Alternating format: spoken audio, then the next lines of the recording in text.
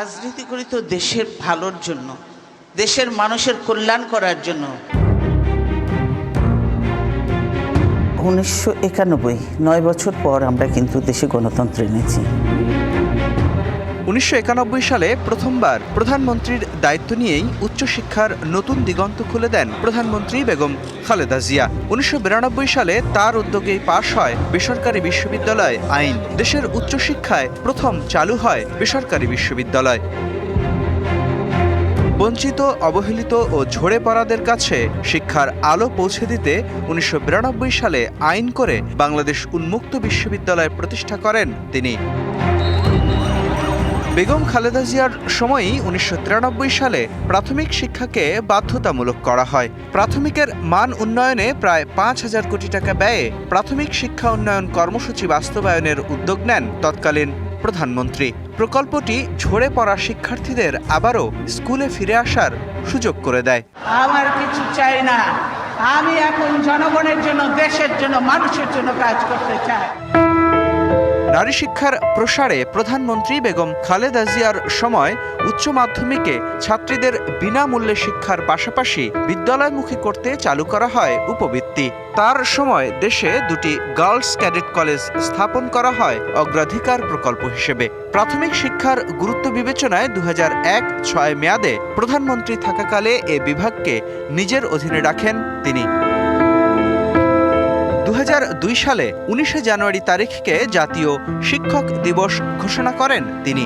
শিক্ষা খাতে বেগম খালেদা জিয়ার উদ্যোগের সুফলও মেলে। 1991 সালে ক্ষমতা গ্রহণের সময় দেশে সাক্ষরতার হার 30% থেকে তার তৃতীয় মেয়াদ শেষে তা বেড়ে দাঁড়ায় 70%।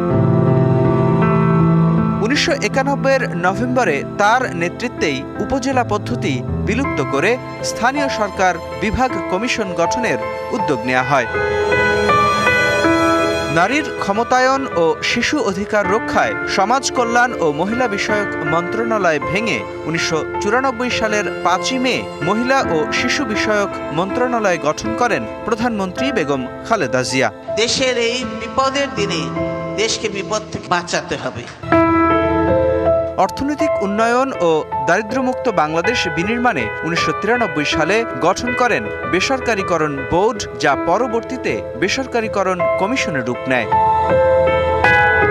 বিনিয়োগ ত্বরান্বিত করতে প্রথম দফায় ক্ষমতায় এসে যুগোপযোগী করেন ব্যাংক কোম্পানি আইন। পুঁজিবাজারে শৃঙ্খলা ও নজরদারি নিশ্চিতে 1993 সালে গঠন করেন নিয়ন্ত্রক সংস্থা সিকিউরিটিজ অ্যান্ড এক্সচেঞ্জ কমিশন। রাজস্ব আহরণ বাড়াতে 1991 সালে মূল্য সংযোজন কর ভ্যাট প্রবর্তন করা হয়। বর্তমানে ভ্যাটই সরকারের সর্বোচ্চ রাজস্ব আয়ের উৎস। তৃতীয় মেয়াদে ক্ষমতায় এসে 2001 সালে মহান মুক্তিযুদ্ধের ইতিহাস সংরক্ষণ ও বীর মুক্তিযোদ্ধাদের কল্যাণ নিশ্চিতে বেগম জিয়া গঠন করেন মুক্তিযুদ্ধ বিষয়ক মন্ত্রণালয়।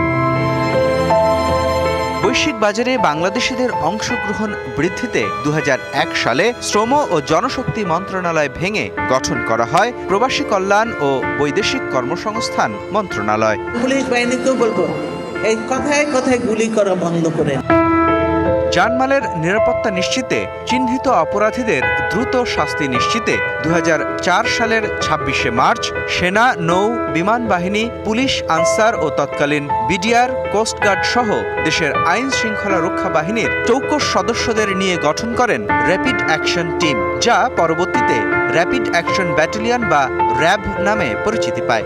আমরা রাজনীতি করি তো দেশের মানুষের কল্যাণ করার জন্য। তৃতীয় মেয়াদে ক্ষমতায় এসে চরম অবনতিতে থাকা আইন শৃঙ্খলা পরিস্থিতি নিয়ন্ত্রণে সামরিক বাহিনীর সহায়তায় অপারেশন ক্লিন হান্ট পরিচালনা করে জনজীবনে স্বস্তি নিশ্চিত করেন তৎকালীন প্রধানমন্ত্রী বেগম খালেদা জিয়া।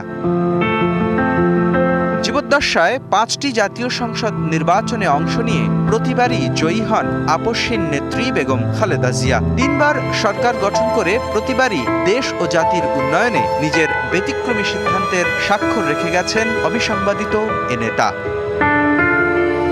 মুস্তাফা মাহবুব, ডিবিসি নিউজ, ঢাকা। নতুন এবং ফিরে আসা গ্রাহকদের জন্য নগদে চলছে ক্যাশব্যাক সহ প্রতিদিন হাজারো উপহার জেতার সুযোগ। হবে আশা আর ফেরা, সারপ্রাইজ সেরা।